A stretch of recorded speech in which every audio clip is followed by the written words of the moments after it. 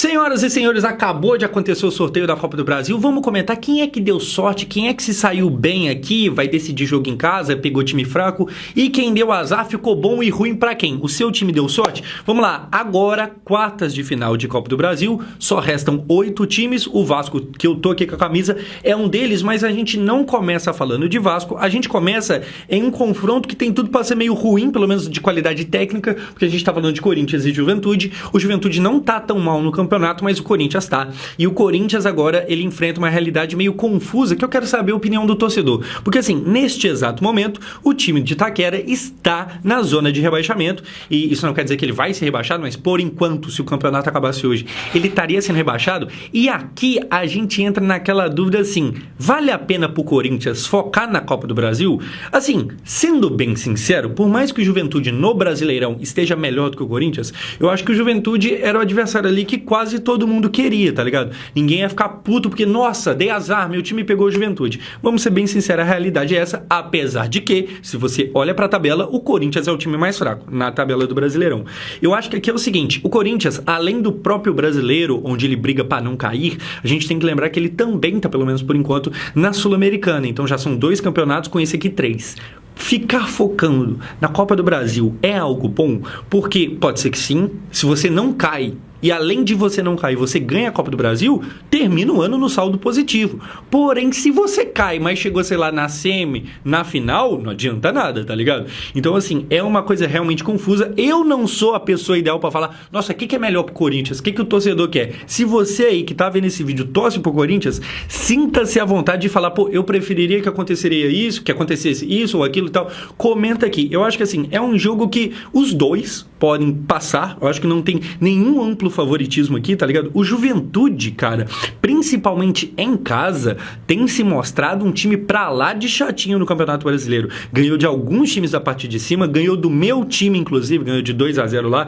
É um time que, assim, em casa é bem enjoado. Só que a partida definitiva, o jogo da volta, não vai ser na casa do Juventude, vai ser na casa do Corinthians. E querendo ou não, tipo assim, se você consegue ou empatar ou perder de pouco, você decidir em casa, que no caso seria o caso do Corinthians, é um negócio que costuma ajudar bastante, tá ligado? Tem time que em casa se transforma em outro, e é aquilo, a gente vai ter já no primeiro jogo a oportunidade de ver se o Juventude cria um placar. Porque assim, se criar um 2-0, um 3-1, sabe, 2, 3 gols de vantagem, a coisa já fica meio difícil.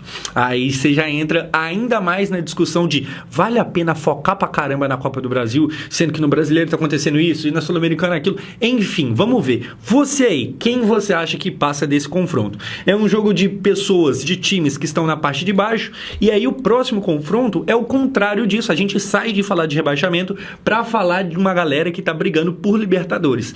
De um lado, o Atlético Mineiro, que eu esperava mais do Atlético esse ano, principalmente tendo em vista o time que o Atlético tem, tá ligado? Eu esperava mais, não tá mal, tá ligado? Quem dera o Vasco tivesse jogando igual o Atlético tá, mas tendo em vista o time que ele tem, que é bem melhor do que o do Vasco, era pro Atlético, na minha opinião, tá rendendo um pouquinho mais. E aí do lado do São Paulo, não tem como a gente não lembrar que o São Paulo é o atual campeão desse campeonato, portanto deve ser respeitado. E assim, ganhou do Flamengo, tá ligado? E inclusive a gente pode ter, dependendo do que acontecer, essa mesma final de novo. Se o São Paulo passar, ele não enfrenta o Flamengo, a não ser numa possível final. Então pode ter essa reedição. Além disso, fora ter ganhado no passado, que é legal, mas já passou, o São Paulo joga bem com o Zubeldia, teve aí problemas com lesão e tal, o Alisson, que é um jogador importante, acabou se machucando, mas mesmo assim, o São Paulo do Zubeldia, ele vai muito bem, obrigado. O Carpini foi embora, e acho que a essa altura todo o São Paulino já tá feliz com essa notícia, porque de fato a troca de técnico melhorou o time, tá ligado?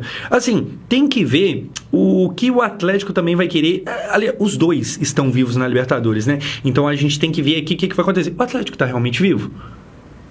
São Lourenço, não é isso? Tá assim, buguei durante 2 segundos, mas está assim.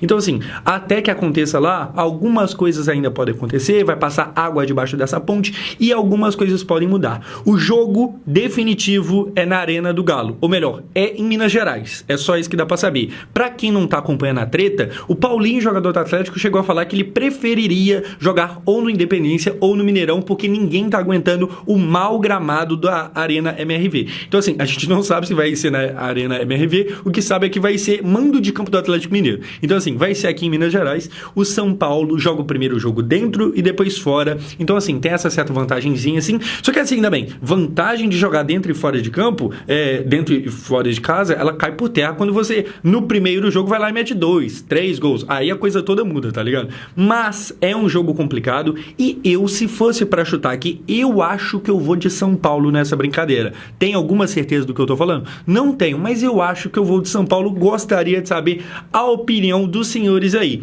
E aí a próxima, Flamengo e Bahia. E aqui, cara, aqui também é outro jogo muito bom. Um Flamengo que vive uma fase bichada. O Tite talvez mais contra a parede do que nunca. Eu acho que ainda longe de uma possível demissão. Acho que precisaria mais merda acontecer para o Tite realmente correr risco de ser demitido.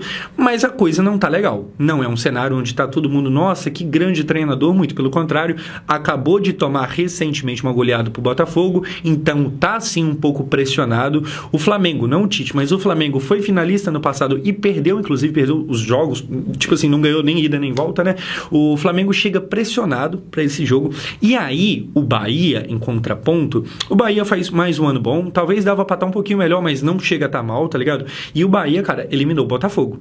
É assim, eu acho que a ausência de Botafogo e Palmeiras nessa fase da Copa do Brasil, ela é curioso você notar, porque, assim, principalmente o Botafogo, o Palmeiras, ele tem um retrospecto nos últimos 5, 6, 7 anos que ele tá comendo o futebol brasileiro, mas esse ano é o ano do Botafogo. O que tá jogando, o Botafogo de hoje joga mais do que o Botafogo do ano passado que pipocou. E assim, é claro que agora é fácil falar isso, porque a gente já sabe que a pipoca aconteceu, que os caras perderam um título que parecia imperdível, tá ligado? Mas tirando isso de lado, o Botafogo de agora, ele é até melhor.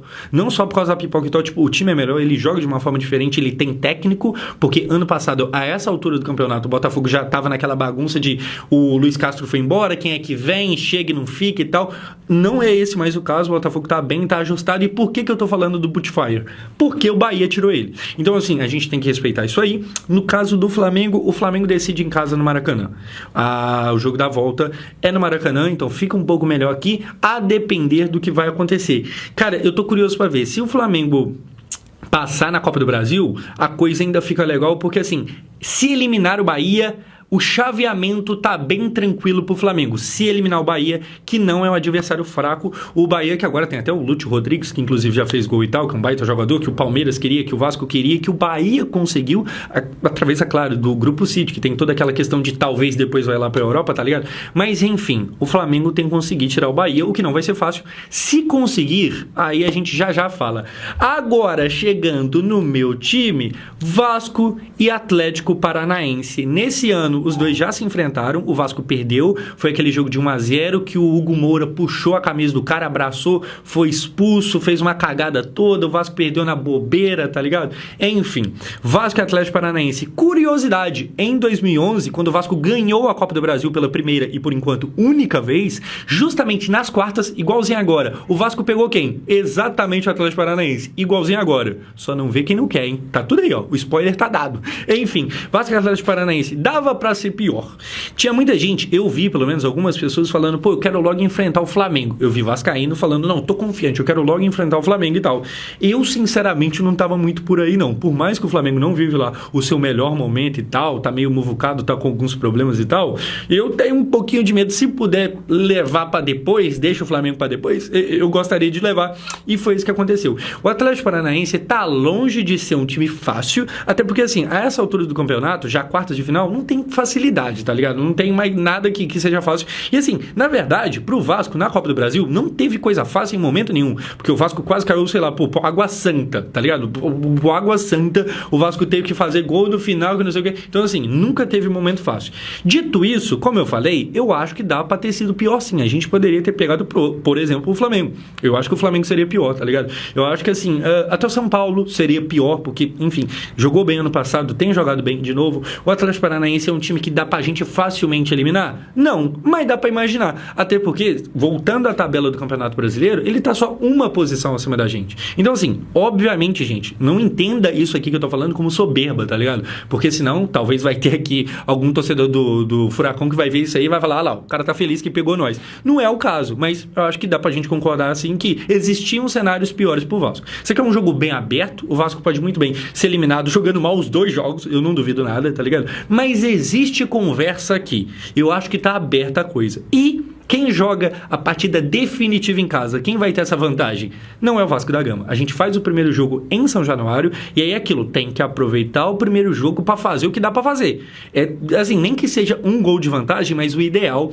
é ganhar já no primeiro jogo. Lá em 2011, quando a gente eliminou o Atlético Paranaense nas quartas de final, o Vasco fez o primeiro jogo fora e empatou, e aí o jogo definitivo fez dentro de casa e venceu. Então, assim, fora costuma ser complicado. Vamos lembrar que o Atlético Paranaense ele tem a questão do tapetinho, da grama society, que muita gente reclama, que fala que é diferente, que é isso, que é aquilo e tal. Então, assim, ele tem lá suas peculiaridades, é um time que dentro de casa também não é nada fácil. Então, o Vasco tem que aproveitar o jogo em São Januário. E aí, é até curioso, porque a gente, se eu não me engano, se eu não tiver falhando a memória aqui agora, a gente vai ter uma sequência de Vasco e Atlético Paranaense, porque vai ter no Brasileirão, e aí eu acho que a rodada seguinte já é a Copa do Brasil. Então, assim, a gente vai ter 2 vezes acontecendo isso, e aí um intervalo, e depois mais uma. Então vai ser tipo agora, quando teve 3 jogos quase que seguidos de Flamengo e Palmeiras, vai ter tipo isso entre Vasco e Atlético Paranaense. A gente não sabe como que vai estar o Vasco até lá. Se o Coutinho já vai ter voltado 100%, eu imagino que voltado sim, mas em que ponto vai estar o Coutinho? Não pode ter mais lesão. O João Vitor, zagueiro, que é muito importante para a não existência do Léo Pelé no time titular, ele acabou de voltar de uma lesão de mais de 1 mês parado, e aí assim, não pode machucar. O mesmo vale pro Maicon. Josão, você tá se apegando ao Maicon? Amigo, eu tô me apegando a qualquer coisa que tira o Léo Pelé do time. E além de Léo Pelé, tem, sei lá, Praxedes, tem Pumita, tem muita gente aí que tá no banco e dele não deve sair. Porque se sair é complicado. O Praxedes chegou a jogar no Atlético Paranaense? Acho que não, né? Acho que veio uma informação completamente aleatória aqui na minha cabeça. Mas se o Praxedes nunca jogou, Hugo Moura já. Hugo Moura, que fez a cagada no jogo do Brasileirão, já salvou. Então, assim, esse ano o Hugo Moura decidiu, jogando pelo Vasco, um jogo contra o Atlético Paranaense. O problema é que ele decidiu favorável ao Atlético Paranaense. Chegou a vez dele devolver e fazer uma pra nós, uma pra Deus ver, tá ligado? Olhando o chaveamento, senhoras e senhores, ficou dessa forma aqui. Então, olha só, o que pode acontecer na final? Somente na final o Vasco pega o Flamengo. O Vasco, se passar do Atlético Paranaense, ele pega ou o Atlético Mineiro ou o São Paulo. O que, vamos combinar que é bom. E assim, seria uma baita numa final, um clássico carioca. E aí, de preferência, se não for pedir demais, a gente ser campeão, assim, como quem não quer nada, 2 gols do Coutinho. Assim, como quem não quer nada, tá ligado? Pô, já fomos tristes demais, assim, se eu puder pedir alguma coisa aqui. Enfim, o Atlético Paranaense também pode pegar Galo e São Paulo. A gente pode ter aqui do outro lado, como eu falei, a reedição da última Copa do Brasil. Então a gente pode ter o Flamengo pegando o São Paulo na final, e como eu falei na questão do chaveamento, olhando aqui agora, fica mais ilustrado o que eu quis dizer o seguinte: o Bahia não vai ser um adversário fácil pro Flamengo, pelo menos na ideia não é pra ser, tá ligado? Se for um adversário fácil, vai ser surpreendente. Mas enfim, na teoria não é pra ser um adversário fácil. Porém, se o Flamengo passar, ele pega ou Corinthians ou Juventude. É claro que times igual o Corinthians, pô, tem muita camisa, tem muita torcida, estádio, né, Química lotado não deve ser fácil e tal, mas a realidade do Corinthians hoje é outra. Então, assim, o Flamengo, ele tem tudo aqui, caso passe do Bahia, ele tem tudo pra cavar a vaguinha dele na final. Enfim, eu acho que é difícil cravar os favoritismos, a coisa tá bem equilibrada. Se fosse pra chutar aqui, eu chuto na nossa classificação, pelo menos por enquanto. Vocês, olhando pra isso aqui, o que vocês acham que vai acontecer? Comenta aqui embaixo, se eu falei alguma besteira, pode comentar também. E olha só, se você assistiu até aqui, deixa eu te convidar para uma coisa. Hoje é o que? Terça. Hoje tem live na Twitch, você pode ver de graça. A gente tem live quase todo dia comentando as coisas e confessando. Então, se você quiser a chance de conversar comigo, nossa, grandes coisas, hein, cara? Se você quiser trocar uma ideia comigo, hoje na Twitch, o link eu vou deixar aqui na descrição, 6 horas da tarde, 18 horas. Beleza? Enfim, espero você lá. Muito obrigado por assistir, pessoal.